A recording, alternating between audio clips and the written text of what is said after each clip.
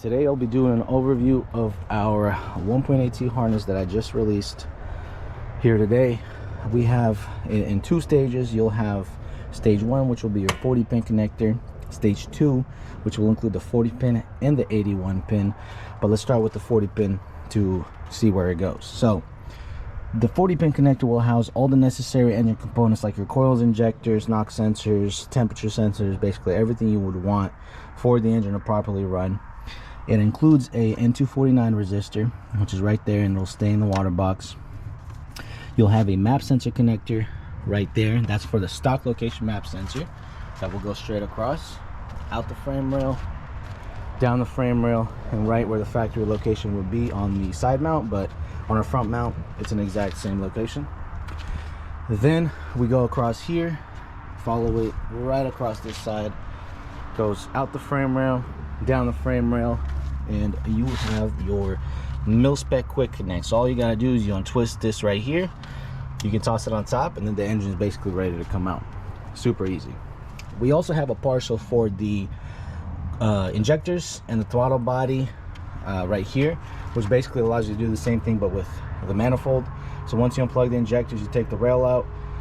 You don't have to unplug the rest of the harness and fish it all out. You literally just unplug those leads and take the manifold with the harness straight out. We also have a partial on the coils, which allows you to do the same thing.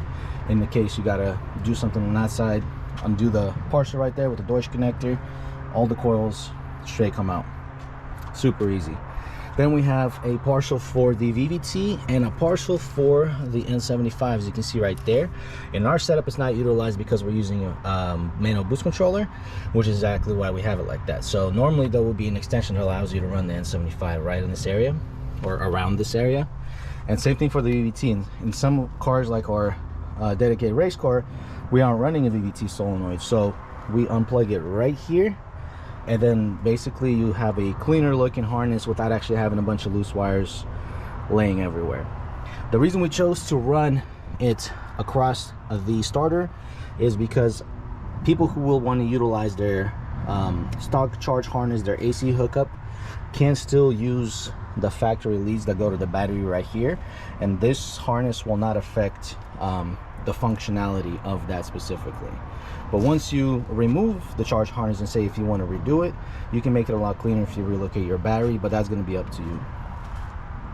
Then we have all the basic sensors, the ECT, we got the knock sensor underneath there, we have our oil pressure sensor, and then we have the crank sensor here.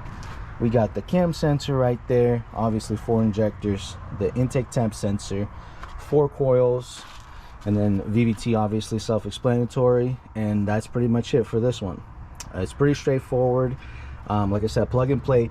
We did delete the power steering sensor right there, which we found it's not needed for any of the applications that we run our cars, and minimizes the amount of wires we have to run. So that right there can be removed, and you can put a plug or you can just leave it unplugged and then call it a day. All right, secondly, we have the 81 pin connector, which will house your O2 sensors, which will house your N80 N112 resistor, and it will also house your MAF and a partial for the O2 sensors, as well as a partial for the MAF. For example, for a MAF-less setup where you don't run this MAF sensor, you can literally just unplug it from right underneath there, and then boom, you have a cleaner already looking harness. The O2 sensors are made for routing purposes and simplicity. So basically you route this into the factory location right across the back of the heat shield, straight down, and you get 2 wide bed O2 sensor leads. What that means is you get the factory ECU sensor, which is required for the ECU to function properly, and then you also get this one right here, which is compatible with the AEM LSU 4.9 Bosch sensors, which comes with most AEM gauges, and that will allow you to hook up an AFR gauge without actually running another overlay harness all the way down to the bottom of the car. It will be already pre-wired specifically for that. Then we also have an additional fuel pump relay, which is this one right here. The way you hook that up is the FP12 out goes to the fuel pump, which we will have included an extension that has enough length to go across the same way as this one does, and for the pump to sit right here. You can trim it to whatever length you need. depending where you choose to put the pump, but that's pretty self-explanatory.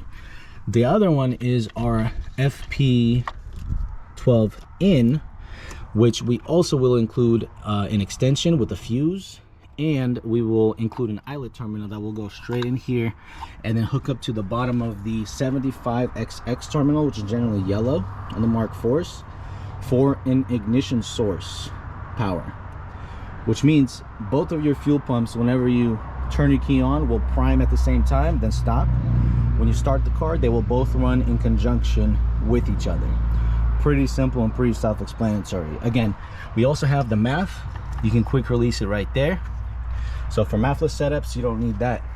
And then that's pretty much it for the harness. The body harness, that's something you can either figure out a way to route it up through the same grommet where we routed our harness here, to clean it up right here if you relocate the battery, for example. But we built this harness with peace of mind that you can still run wiper blades and wiper motors without an issue. If you relocate all this stuff right here, you can't run wiper blades. There's just not enough room for everything. So that's pretty much it. There it is, straightforward. We're still working on cleaning this engine bay up a little bit, but this is what it is, guys. If you have any questions or anything in regards to where something goes, like I said, I built this thing and I know exactly where everything should go and how it's supposed to be connected. So please let me know questions in the comments, and then we can go from there. The water box, you would have to reuse a stock one, and then here I'm gonna end up wrapping it so water doesn't actually get in here, just in case, because the rain season is coming up, and we got to do all that. And then these ones on the 81 pin will connect directly to the factory water box connections, which has it under this thing, and then completely plug and play. You don't have to do anything, and that's pretty much it.